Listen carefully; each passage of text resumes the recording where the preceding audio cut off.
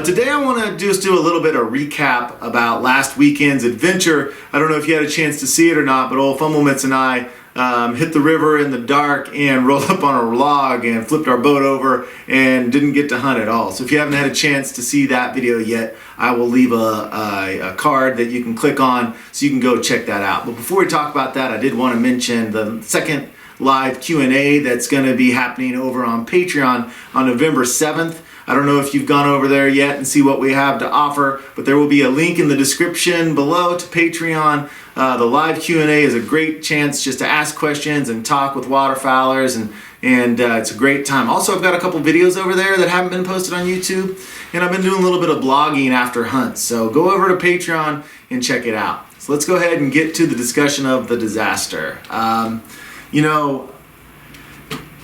That disaster was a little bit of an eye-opener for both of us, and actually hoping that it's going to be something that we can use to prevent future disasters from happening. But let me just give you a little recap of what took place. My dad Carl and I, we put on a river in the dark, and this particular river is full of submerged logs. I mean, logs that stick up 2-3 feet off the water. And so we don't have lights on the front of the boat, but we've got the great Ode Pro KL52 that we use. And one man, or if there's two, runs the spotlight, and then my dad normally drives. Well, this particular instance, I saw a pair of waders that were sitting up on the bow of the boat, and I was afraid they were going to fall in. And we had actually just gotten off the boat ramp. And so in my mind, I thought I could just dash up there real fast, grab those waders, and come back. Well, my job was to run the spotlight, and I stopped doing that job. And as a result, we ran right up onto a log. When we ran up onto a log, the water flowed into through the back, and like I said, I'm not going to go through the whole thing because you guys have seen it, but that's what took place. Now what went wrong? It was my fault. My job was to run the spotlight, and I just don't know what I was thinking. All I had to do was turn to old Fumbles and tell him to cut the motor for 15 seconds so I could grab him, and I just made a really bad choice at that point in time, and it obviously affected us, forever. We'll never forget that event. So I want to use this video for a couple of reasons. I want to help you avoid disasters with some couple rules and things that you can do and that we're going to try to do in the future, and I also want to let you know what our losses have ended up being. So let's get to our losses here. The boat is in the shop, and it turns out there is insurance on it with a $500 deductible. So we'll probably meet that $500 deductible, and everything else will be covered. It should be a week or two until it's repaired. So $500 loss on that. I don't know what all the details of that. I know we lost the carburetor, and they're going to break that motor all the way apart and figure out what's wrong with it, but it won't even start up. The whole boat flipped over upside down, and that thing was submerged for a good 5-6 hours. We lost a marsh seat. The camera I used last year was a JVC Evero. It's about a $150 camera. I lost that. I lost a couple batteries for the Panasonic camera that I'm using now, and also my Outlander, as it got flipped up onto the bank, the gun butt broke off of that, and that's only going to be about a $20 repair. So, we actually came out really, really good as far as financially on this deal. We had, I don't know how much money we had there in that boat. I mean, we had tons of stuff in the boat itself. And so when it started taking water, my first thought was simply, okay, I knew that we were only 20 feet from banks, or 20 yards from banks, so I knew that we weren't actually in any kind of a risk. But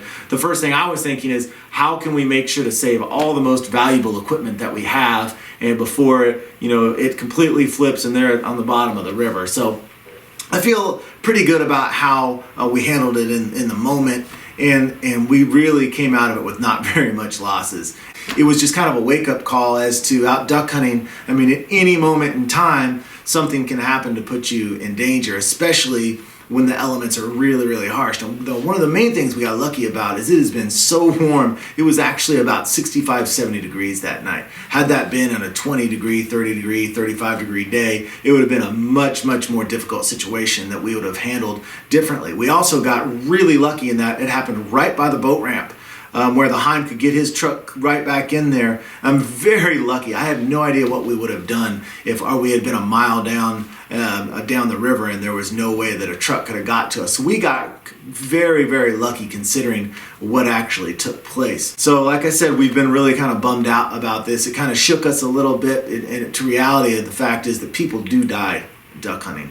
I know in this state it seems like there's a guy a year or a guy every other year that dies, and you can die out duck hunting. It happens all the time.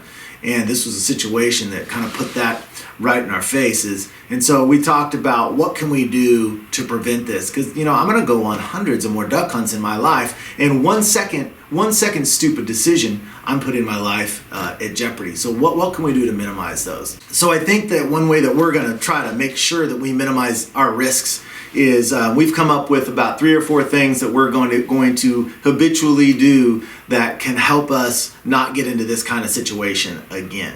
Number 1 is we're going to think about what is the worst case scenario that could take place from what we're doing right now. And in that river, what happened was really the worst case scenario. And we never really talked about it. We knew there was logs there, but we'd never actually discussed what the worst case scenario was. Once you discuss what the worst case scenario is, then you've got to decide, okay, what rules are we going to have for what we're doing that's going to keep us safe, keep that worst case scenario from happening. We could have just easily sat down and said, okay, we've got one guy with the spotlight, we've got one guy running the motor. If for any reason the man with the spotlight is no longer going to do his job, then we turn off the engine. I could have just turned to Old Fumbles and said, cut the engine, and I could have got the waders. Had we talked about that, it would have been in my mind and I would have stopped it. So define those rules, and then the last one is live by those rules habitually.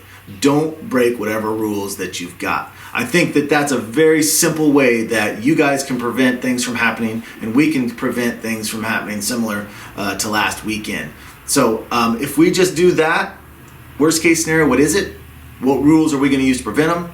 Don't ever break those rules. I think that will make a big difference. It's just got to be a little bit intentional about what we're doing. So anyway, comment below. I would love to hear some of your discussions about some things that have happened to you, because I know that it's these things do happen, and people do sink boats, people do get in dangerous situations, people do fall in over their head. So leave those comments down below and we can talk about them. And we're certainly going to still be hunting this weekend. We don't have to have the big boat to hunt, so we've got a couple of places lined up. We're going to hunt Saturday for sure. I'm hoping even to take our youngest 12-year-old Elijah out on a hunt on Sunday. So Saturday and Sunday hunts, I hope, and so there'll be at least one video coming out next week, if not 2. But I really appreciate all the support from everybody and all the kind words and everything. Hey, at least I was able to video it, and it made an interesting video. So keep hunting and stay safe out there. Remember those tips about avoiding disasters, and hopefully we'll remember those tips about avoiding disasters too.